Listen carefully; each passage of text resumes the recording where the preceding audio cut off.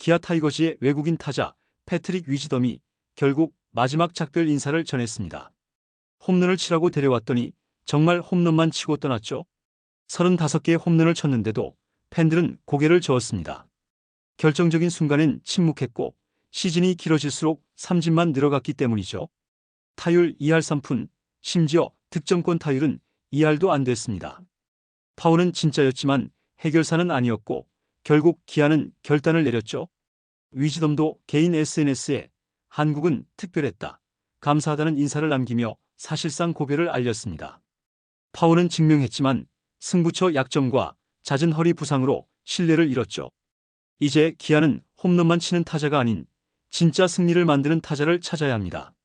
이미 외국인 시장 탐색이 시작됐고 구단은 득점 생산력이 뛰어난 좌타 중장거리형 타자를 우선 검토 중입니다. 빠르면 11월 말 새로운 외국인 타자가 발표될 가능성이 크죠. 오늘은 위즈덤의 재계약 실패 이유와 기아 구단이 어떤 스타일의 새 타자를 찾고 있는지 이야기해 보겠습니다. 119경기에서 100안타, 35홈런, 85타점. 수치만 보면 확실히 한방이 있는 타자였습니다. 하지만 그게 전부였죠. 시즌 내내 홈런은 쳤지만 그 홈런들이 경기의 흐름을 바꾸지 못했습니다. 팀이 끌려갈 때 득점권에서 한방이 필요한 순간엔 언제나 조용했죠. 기아가 위즈덤에게 원했던 건 숫자가 아니라 타이밍이었습니다. 아무리 홈런을 많이 쳐도 점수를 만들어내지 못하면 의미가 없는데요. 특히 득점권 타율 2할 7리. 이건 거의 해결사 역할을 포기한 수준이었죠. 리그 디펜딩 챔피언 팀의 중심 타자로서는 심각한 수치였습니다. 초반엔 그럭저럭 괜찮았는데요. 4월에는 OPS 0.950으로 잘 맞았고 장타력도 돋보였죠. 하지만 5월부터 하락세가 시작됐습니다. 유인구에 속고 변화구의 약점을 보이면서 삼진이 눈에 띄게 늘었죠. 시즌이 진행될수록 상대 투수들도 위즈덤의 약점을 간파했습니다. 높은 공은 헛스윙, 낮은 슬라이더는 배트가 빠졌죠. 결과적으로 위즈덤은 후반기에 홈런 아니면 삼진으로 단조로운 타자가 돼버렸습니다. 팀이 한창 중위권 경쟁 중이던 7월과 8월 그 2달 동안 위즈덤은 단 한 번도 팀의 결정적 승리를 이끈 적이 없었죠. 팬들이 답답했던 이유가 바로 여기에 있습니다. 홈런은 기록으로 남지만 기억은 경기의 순간에 남습니다. 그리고 위즈덤은 그 기억을 만들지 못했죠. 그래서 기아 팬들에게 그의 35홈런은 기쁨보다는 허무로 남았습니다. 기아가 위즈덤을 영입한 이유는 단 하나였는데요. 지난해 우승팀이었지만 2연패를 위해선 더 강한 중심 타선이 필요했죠. 그래서 구단은 과감히 3년 동안 함께한 소크라테스를 정리하고 메이저리그 통산 88홈런의 거포 패트릭 위즈덤을 선택했습니다. 목표는 분명했죠. 홈런 30개 이상, 그리고 타점 생산력. 이범호 감독도 스프링 캠프에서 위즈덤이 30홈런은 쳐줬으면 좋겠다고 말했죠. 기대치는 높았고 파워는 분명했습니다. 하지만 기아가 정말 원했던 건 단순히 홈런 숫자가 아니었고 팀이 필요할 때 점수를 만들어주는 진짜 해결사였죠. 위즈덤은 그 역할을 하지 못했습니다. 기아는 김도영이 시즌 초반 햄스트링 부상으로 빠지고 나성범까지 종아리 부상으로 이탈하면서 중심 타선이 완전히 흔들렸는데요.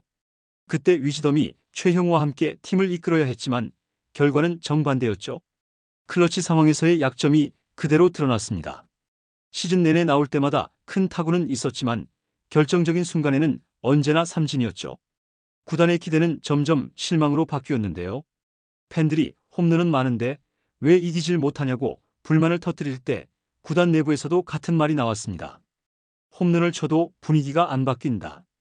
결국 시즌이 끝날 무렵 기아는 냉정하게 판단했는데요. 우리는 숫자가 아니라 승리를 원한다. 홈런왕보다 승리의 타자를 찾겠다는 결론이었죠. 시즌이 끝나고 위즈덤은 조용히 SNS를 통해 마지막 인사를 남겼습니다. KBO에서 특별한 해였다. 새로운 나라에서 새 아이를 키우며 함께해준 아내와 가족에게 감사하다. 그리고 시즌 내내 응원해주신 모든 팬분들에게 진심으로 감사드린다. 영어와 한국어로 동시에 올린 글이었죠. 언뜻 보면 평범한 시즌 종료 인사처럼 보이지만 자세히 보면 한 가지가 빠져 있었는데요. 다음 시즌에 다시 보자는 말이 없었습니다. 위즈덤은 이미 알고 있었죠. 자신의 재계약이 어렵다는 걸. 위즈덤에게 KBO는 단순한 커리어의 한 페이지가 아니라 가족과 함께 보낸 새로운 도전의 시간이었습니다. 그러나 야구는 냉정한데요. 정으로 재계약할 수는 없죠. 성적이 모든 걸 결정합니다. 그렇게 위즈덤은 떠나고 기아는 다시 새로운 외국인 타자를 찾아야 하는 상황이죠. 이제 기아는 다시 선택의 기로에 서 있습니다. 구단은 위즈덤의 사례를 통해 분명히 배웠는데요. 파워만으로는 우승을 할 수 없다. 그래서 내년 외국인 타자는 방향이 완전히 달라질 가능성이 큽니다. 가장 먼저 거론되는 건 컨택 중심형 중장거리 타자인데요. 단순히 공을 멀리 보내는 게 아니라 확실하게 맞히는 타자. 득점권에서 한 방을 때릴 수 있는 타자보다는 주자들을 하나씩 불러들이는 생산형 히터를 찾는 분위기죠. 구단 내부에서도 올해처럼 공갈포 스타일은 이제 지향하자는 말이 나왔습니다. 실제로 기아의 스카우트 라인은 최근 선구안이 좋은 좌타자 중심으로 리그 외부 시장을 탐색 중인데요. 예전 소크라테스 브리토처럼 빠르고 유연한 타격 메커니즘을 가진 선수를 다시 고려할 가능성도 있죠. 다만 단순히 스피드형 외야수로는 만족하지 않을 겁니다. 파워와 컨택을 동시에 갖춘 타자를 찾는 게 이번 오프시즌의 핵심이죠. 구체적으로는 MLB AAA 레벨에서 OPS 0.850 이상을 찍은 20대 후반, 30대 초반 타자 혹은 일본, 대만 리그에서 25홈런 이상을 기록한 타자가 주요 후보군이 될 전망인데요. 구단이 한 방이 있으면서도 꾸준한 타자를 강조하고 있기 때문입니다. 또 하나의 가능성은 멀티 포지션형 내야수입니다. 올해 김도영의 잦은 부상으로 내야가 흔들리면서 구단은 포지션 융통성의 중요성을 절감했죠. 그래서 3루, 1루, 외야까지 가능한 유틸리티형 거포도 물망에 오르고 있습니다. 예를 들어 AAA에서 내야, 외야를 오가며 OPS 0.9대를 찍은 선수라면 한국 리그에서 즉시 전력감으로 통할 수 있죠. 이미 일부 미국 에이전시에서는 기아 구단의 멀티 포지션 거포 프로필을 전달한 것으로 알려졌습니다. 결국 기아의 선택은 두 가지 방향 중 하나인데요. 첫째, 컨택 중심 좌타 중장 거리형, 둘째, 멀티 포지션형 우타 거포. 어느 쪽을 택하든 공통된 조건은 하나입니다. 득점권에서 팀을 살릴 수 있는 타자. 단순히 홈런을 치는 선수가 아니라 경기를 이길 수 있는 타자.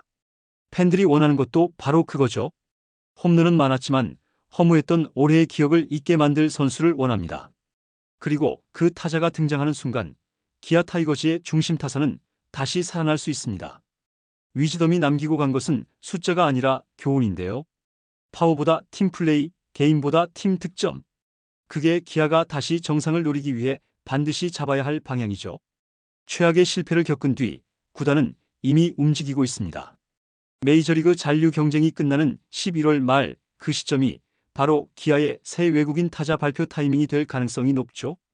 과연 기아는 다시 소크라테스 같은 외야수를 데려올까요? 아니면 위즈덤의 후임으로 또 한 번 거포 실험을 이어갈까요? 그 선택이 내년 기아의 운명을 바꿀 겁니다. 여러분의 생각은 어떻습니까? 기아가 내년에 어떤 외국인을 데려와야 한다고 보시나요? 댓글로 남겨주세요. 이번 영상은 여기서 마치겠습니다. 재밌게 보셨다면 구독과 좋아요, 알림 설정 부탁드려요. 그럼 오늘도 시청해주셔서 감사합니다.